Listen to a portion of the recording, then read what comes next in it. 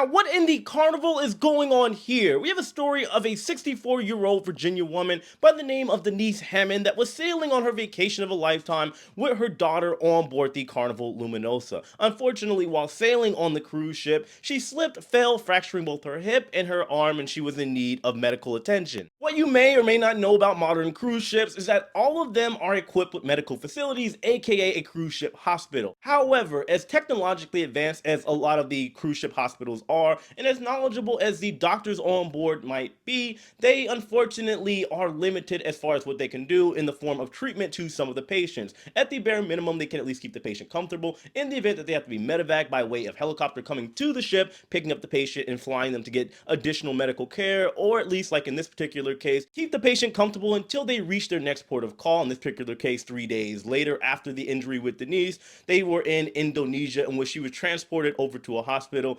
However, in Denise's words, she could see that the hospital was out of date, meaning they probably didn't have the tech or the medical care that she needed for her particular surgery. To make matters worse, Denise was told that she would have to fit the bill for the medical surgery that she would need around the range of a measly $60,000 with a $40,000 deposit upfront in cash. Obviously, when I say measly, I'm joking. That is a lot of guap, a lot of moolah, a lot of bread, cheddar, money. We also had her daughter that was staying in a hotel nearby, and as you could imagine, the fees and dollar amount was racking up every single day that they were there. Keep in mind, this did happen last week around October 4th, and well, they ended up starting a GoFundMe. I believe they raised about $26,000, and they had the family involved, trying to help out as much as they could. In the end, thankfully, a deal was worked out with a hospital over in Bangkok, Thailand, in which Denise will now be transferred over there with her family to receive the medical care that she needed. End of story. Well, somewhat. Obviously, the big ship-sized question you're going to ask here is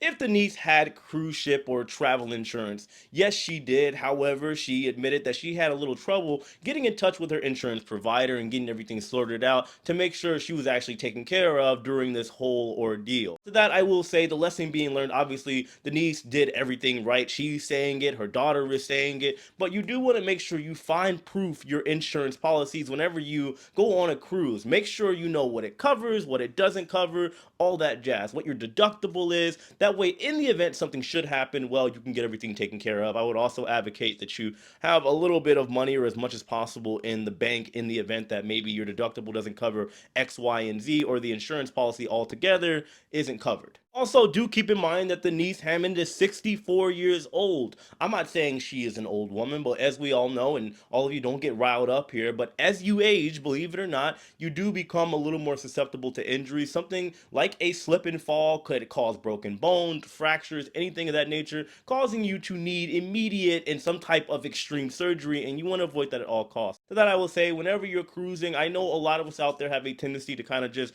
wonder, worry free. We're not really thinking about a lot other than our vacation, when the next bingo is going on, where the best food is, and all that jazz, and trying to max out the drink package. However, you have to remember, as I always say, you are still living in the real world, meaning real things could actually happen while you're on board your cruise, no matter how utopic and perfect it's going at that point in time. In the end, the day is saved. Denise is getting the medical care that she needed. She did do everything right. However, I will stress that when you are traveling, especially when you're traveling abroad to other foreign lands that you've probably never been to before, you want to make sure you cross the T's and dot the I's, or however you say that. Make sure you check everything as much as possible, because in the event that something should go wrong, well, you want to make sure you have your butt covered. That way you can avoid any incidences or mishaps or just something happening in general, because obviously you want to be as stress-free as possible, especially if something happens like an injury on board a cruise ship in which you need medical care off of the ship. Anywho, that's all we got. Of course, guys, let me know your thoughts in the comment section below. Hit that like button on your way out. Subscribe if you haven't already. Know as usual, I love and appreciate every single one of you, and